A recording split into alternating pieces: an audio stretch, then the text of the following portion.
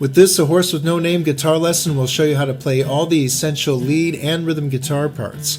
So along with guitar tabs and chord diagrams, we'll break down each section with a step-by-step approach.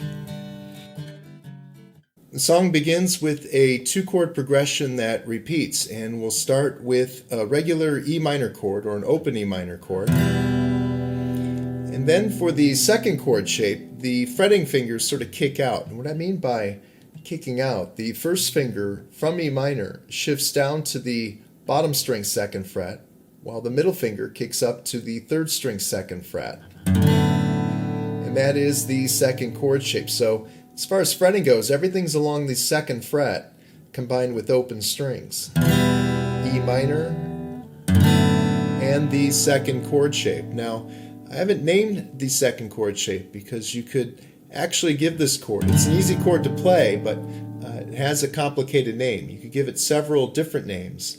One of those names, for example, would be an F sharp minor 11th with a raised 5th.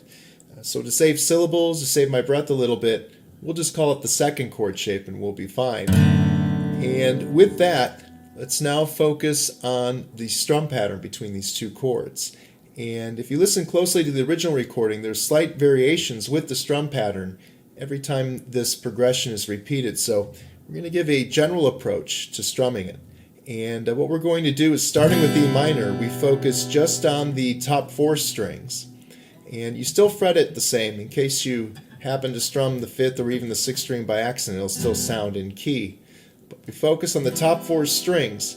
And here's the strum pattern for E minor.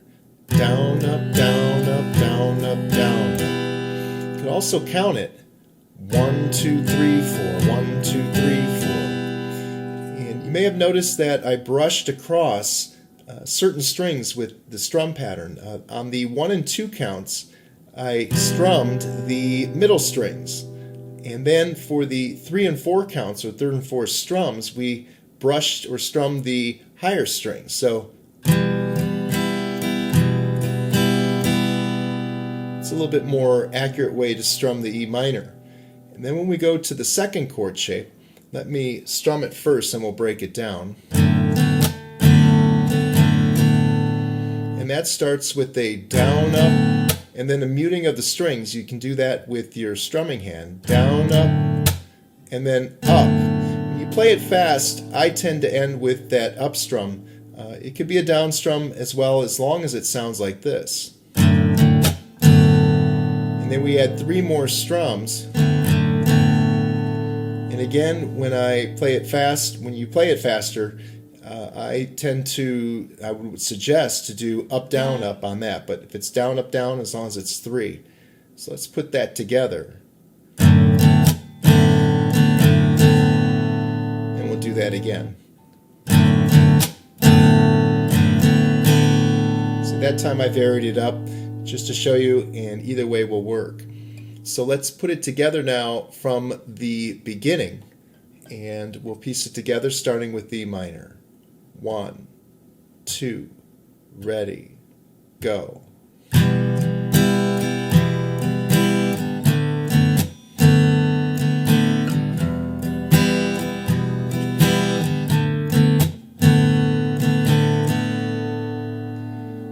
I did mention the variations, and one of the variations happens, or one of the key ones, is the intro.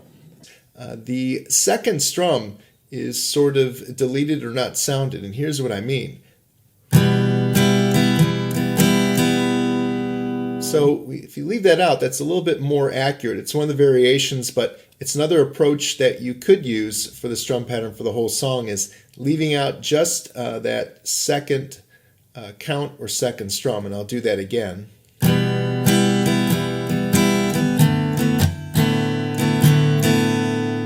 So you could combine that with the initial strum, stick with this, whatever works, but that's just one of the variations I wanted to point out.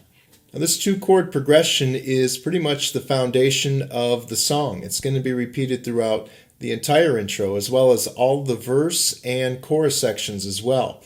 So once you get the strum pattern down, you got a good chunk of the song down guitar-wise. But for those of you who are going to focus on singing while strumming along, we have the next challenge, which will be to sync or time certain lyrics with certain chord changes. And with the opening lyrics, on the first part of the journey, I was looking at all the life. We need to sync up the lyrics first, looking, and then if we continue on, plants, with the first E minor down strum, or that one count. And for those of you who don't sing along and strum too much, this is a great way to sort of get acclimated to that timing. And that's by doing a slow sort of walk, talk through, just to get that timing down and landing those words on the chords. So that's what we're going to do right now. And we'll just get those first three lines. Here's how it'll sound. On the first part of the journey, I was looking at all the life.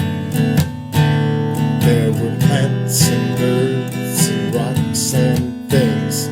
So again, if you emphasize landing that first E minor down strum with those particular lyrics, that's a great first step that'll make learning and syncing the rest of the lyrics a little bit easier. Now, after a few vocal lines, a second guitar is layered or added into the mix. It occurs about 24 seconds into the song. And this second guitar is a 12-string acoustic. Now, since most of you don't have 12-string acoustics, we can learn these parts on a 6-string. And it'll sound pretty close, but not exactly like the original recording. And with that, we're going to start with the first chord.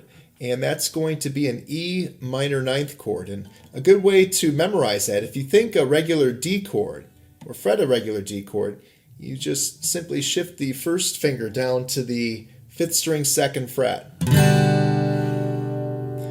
And the strum pattern with that will be the same as the opening chords with the E minor. Down, up, down, up, down, up, down, up. I tend to want to include the lower strings, probably just the middle strings. This is really sort of buried into the mix, so there's no really exact way to play it, but I think that sounds fine. And then we have instead of just 2 chords, this is going to be a 3-chord progression. We're going to divide one measure into 2 chords. And the second chord is going to be an F sharp minor 11th. So we have our 3rd finger on the 5th string 4th fret, and then right next to that the pinky finger, same fret on the 4th string, and then the 1st finger on the 3rd string 2nd fret. We've got some open strings included with that as well. And with this chord, F sharp minor 11th, that's all we do with that, is just the down up. And we're going to do that same mute that we did with the intro, down up, but instead of staying on this, we go to an E7 sus4. So this particular maneuver here, down up, down, that's something to work on to get down. And then we have those additional 3 strums, up, down, or down, up, down, whatever works on that. But let's piece together this guitar 2 section now from the top. 1, 2, ready, go.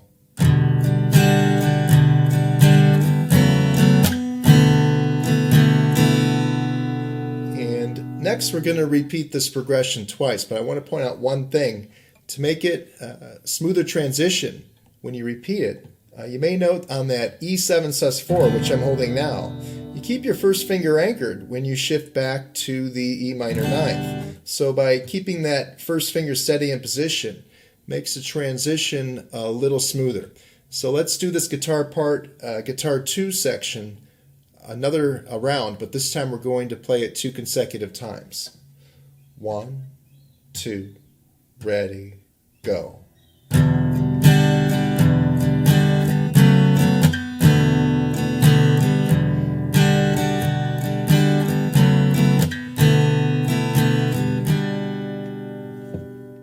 Now at this point you know all of the rhythm guitar parts up to the bridge section. That's the first 2 minutes of the song.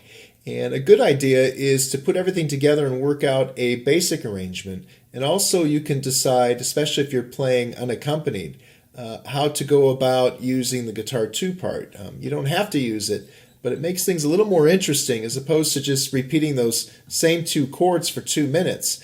You could try substituting the guitar 2 section maybe in place of the chorus sections, but whatever works best for you. It's still a good idea to work out a basic arrangement up to the bridge. It'll set a good foundation and make learning the complete song a lot less challenging. For the bridge, we have a new chord progression, and we're going to start with an E minor chord, but this time we're going to fret it with just the first finger on the 4th string 2nd fret, just the top 4 strings, and it's a 1 strum, and then we mute the strings right after that. Then we go up to an E minor 7/G. Just 2 fingers used on that. First finger on the 2nd string 3rd fret, 3rd finger 4th string 5th fret. And then we have the 1st and 3rd strings open. And again, after that strum, we'll mute the strings as well. So putting it together. And then we go to, I'm going to call this a D major 9th chord. The 1 and 2 fingers along the 2nd fret, 3rd and 2nd strings. Top string is open and the 4th string is open. And you could strum this a lot of different ways. Basically, it's 1, 2, 3, 1, 2.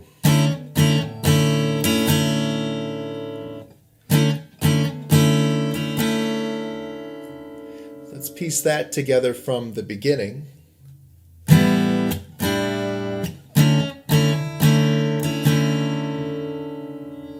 And then we go up to an E minor 9th chord shape. I'm going to call it E minor 9th. You can give this a lot of different names. How you fret it, first finger on the 4th string 5th fret, and then calling off the frets as we move up the strings, 5, 7, 7, and then the top string is open. And the strum pattern for this E minor 9th will be down, up, up, down, up. We got some muting in between. And then we go back to the D major 9th, same strum pattern that we did previously. 1, 2, 3, up, down. We'll back it up to the E minor 9th.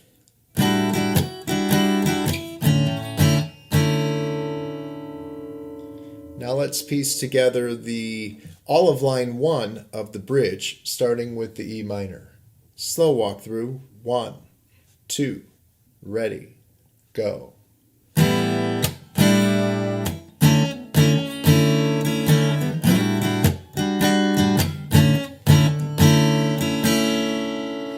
You may have noticed I did a little slide. If you listen closely to the original recording, you will hear that. I wouldn't overdo it, but there is a slight slide. It happens naturally as you shift up to that 5th fret position. So with that, we're going to go to line 2 right now.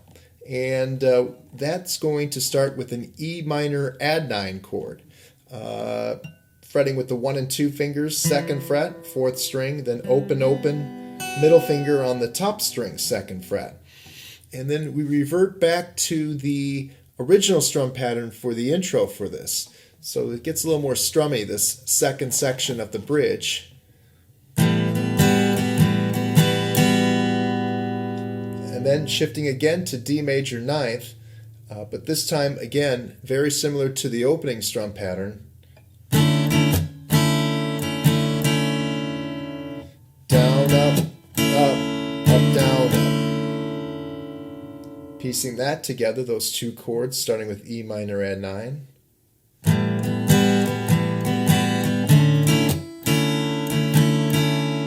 And then we shift up to E minor 9th again, same sequence or strum pattern with these 2 chords.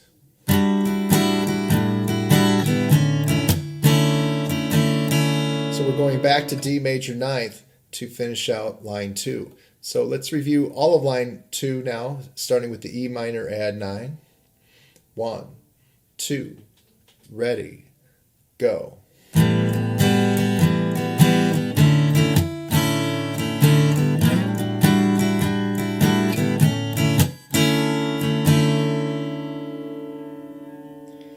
Finally, let's put it all together now, the complete rhythm section for the bridge, starting with that open E minor.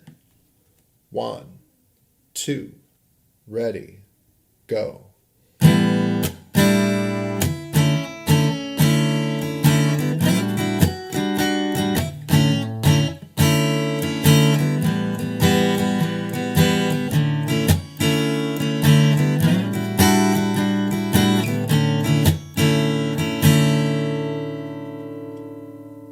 guitar solo is played during the bridge section, and it is played on the original recording with a 12-string guitar. So again, you won't sound exactly like the original recording, but we will play the correct notes and you'll sound very close. And pretty much we're focused on the top string, and starting with the top string open is where the solo begins. And one quick note, if you look at the tab, there will be a curve in between two fretted notes that indicates to hammer. So those first four notes will play 0, 0, and then that 0, 2 features the hammer.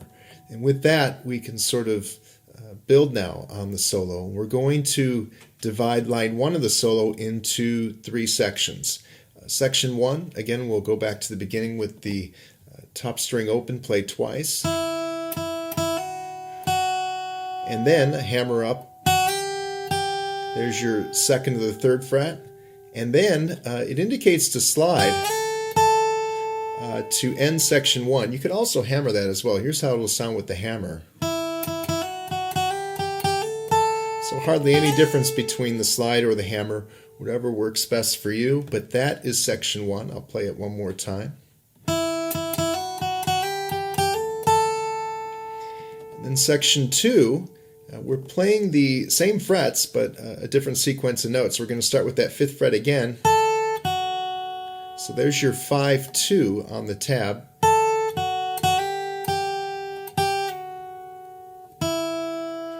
That's section 2. 5, 2, hammer up to 3, play 3, and then pull off.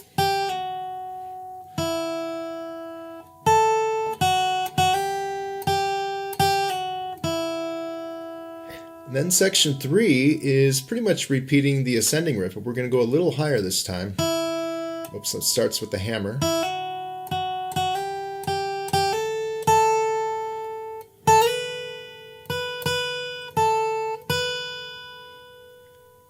And so with that, let's repeat section 3. We're going to start with the hammer from the open string to 2.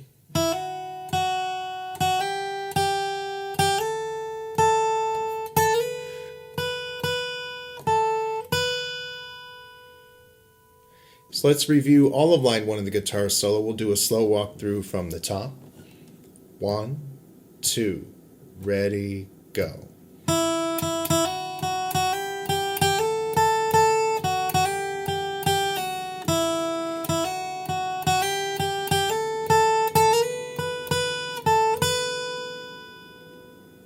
For line 2 of the guitar solo, we shift up to the 12th fret, top string. We'll go to our 1 finger to fret, and we're going to apply alternate down and up strokes like this.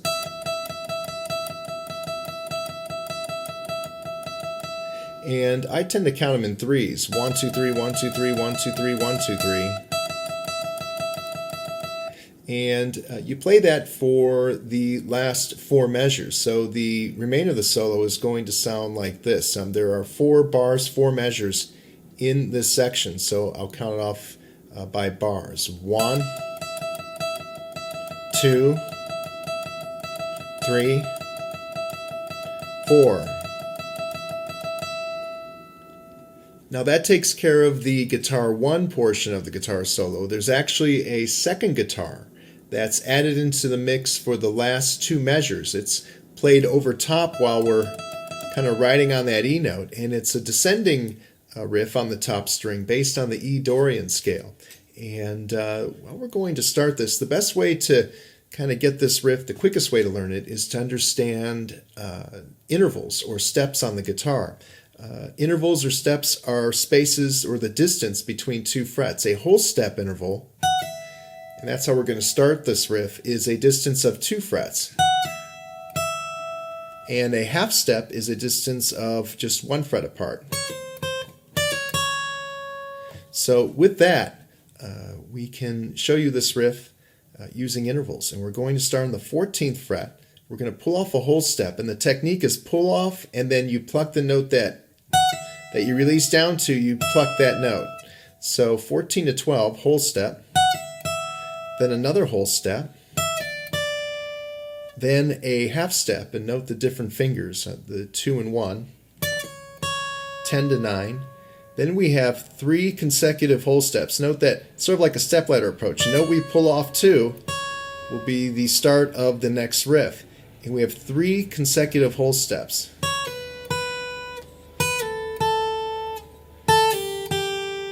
Then a half step. And then we end with pulling off to the open string, 2 to 0. And for the one time in the solo, we dip down to the second string.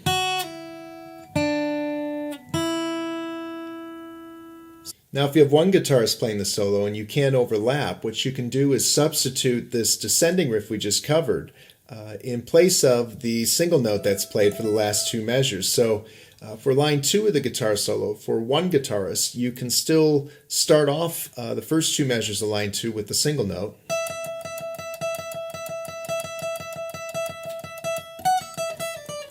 And then kick into the descending riff, which will work just fine if it's just one guitarist playing the solo. Once you have all the sections down, the next step is to put together a complete arrangement or performance of the song. You can practice along with my Horse with No Name karaoke video, which is an acoustic guitar backing track featuring lyrics. So with that karaoke video, you can sing along with the Horse with No Name karaoke, play guitar with the Horse with No Name karaoke, or do both.